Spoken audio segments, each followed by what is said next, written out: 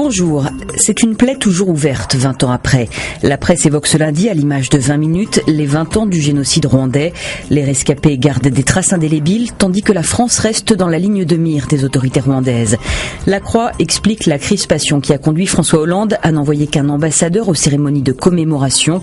Le président rwandais, Paul Kagame, accuse de nouveau la France d'avoir joué un rôle direct dans la préparation politique du génocide et d'avoir participé à son exécution même.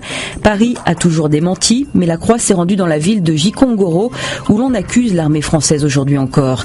Les Hutus ont été protégés par elle, dit-on. L'opération turquoise a protégé les tueurs. Libération interroge Paul Kagame qui enfonce le clou. Paris a été impliqué avant, pendant et après le génocide, affirme-t-il. Interrogé également par Libération, Bernard Kouchner, le gouvernement français n'aurait pas dû réagir aussi vivement, estime-t-il. Lui assistera à titre privé aux commémorations. Il précise aussi dans le journal que le gouvernement génocidaire a été formé dans l'ambassade de France en avril 1994 et que la France lui a livré des armes jusqu'en août 1994. Le Figaro évoque cette affaire, mais c'est la politique intérieure qui inquiète surtout le journal. Le nouveau Premier ministre Manuel Valls doit redresser les comptes de la France et trouver 50 milliards d'euros d'économies à faire. Alors le quotidien se prend à rêver dans son édito.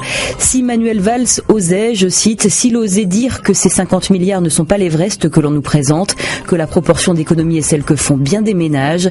Pas sûr que Manuel Valls suive les conseils du Figaro alors qu'une centaine de députés socialistes signent une tribune pour demander au Premier ministre de maintenir le cap à gauche. Libération, pour sa part, jette le pavé dans une mare de diesel, ce carburant si controversé. Depuis longtemps, on nous dit qu'il ne pollue pas plus que l'essence, que les moteurs qui tournent à ce régime consomment moins. Et puis, il y a eu le dernier épisode de pollution qui a tout remis à plat. Alors Libé décrypte et démystifie à son tour.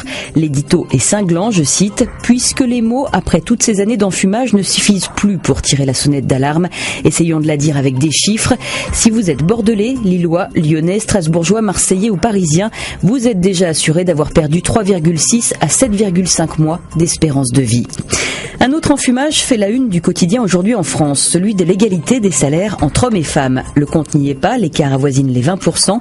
Alors le ministère du droit des femmes lance ce lundi une application destinée à réduire cet écart. Cela s'appelle Leadership pour elles, avec à l'intérieur des quiz, des conseils, des vidéos pour aider les femmes à évoluer dans le monde professionnel. On se quitte avec un homme et non une femme qui se trouve à la tête du gouvernement, et la tête justement il ne sait plus où la donner. C'est l'image du jour dans Libération. Bonne lecture, à demain.